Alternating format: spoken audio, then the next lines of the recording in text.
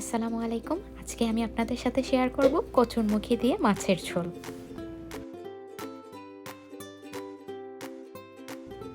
প্রথমে আমি একটি হাঁড়িতে পরিমাণ মতো তেল দিয়ে দিচ্ছি।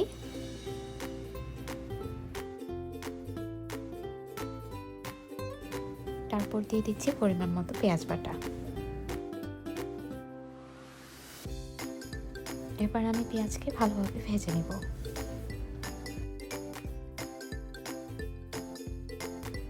এখন আমি দিয়ে দিচ্ছি স্বাদ মতো লবণ।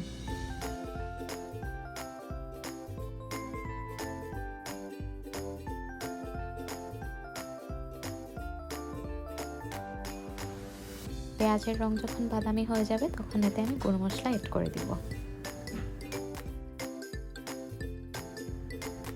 আমি এখানে নিয়েছি পরিমাণ মতো মরিচ গুঁড়া, হলুদ গুঁড়া আর ধনে গুঁড়া।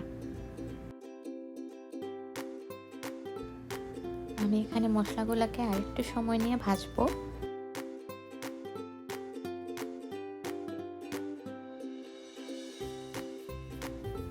এখন আমি দিয়ে দিচ্ছি সামান্য পরিমাণ পানি।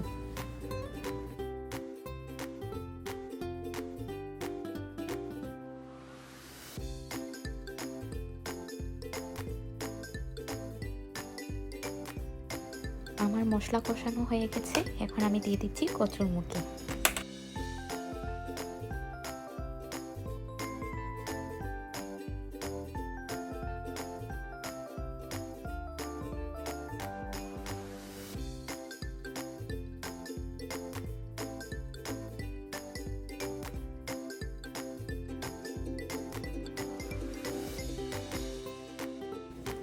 এবার মশলার সাথে কচুরমুখীকে ভালোভাবে নেড়ে চেড়ে ঢাকনা দিয়ে রেখে দিব 5 মিনিটের জন্য।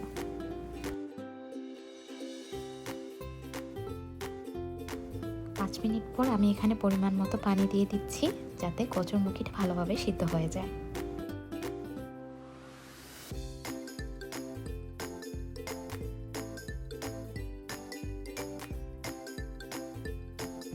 এবার আমি ঢাকনা দিয়ে রেখে দিব 10 মিনিটের জন্য। আমার কচুরমুখী প্রায় সিদ্ধ হয়ে এসেছে, এখন আমি দিয়ে দিব এর মধ্যে রুই মাছ। আমি এখানে রুই মাছ নিয়েছি, আপনারা চাইলে আপনাদের ইচ্ছা মতো যে কোনো ধরনের মাছ নিতে পারবেন।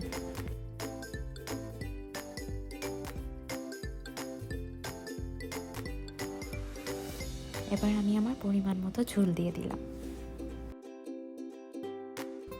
আমার তরকারি প্রায় হয়ে এসেছে, এই পর্যায়ে আমি দিয়ে দিলাম ধনেপাতা কুচি।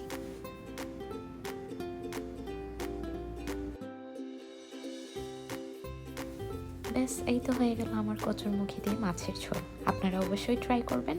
আল্লাহ হাফেজ।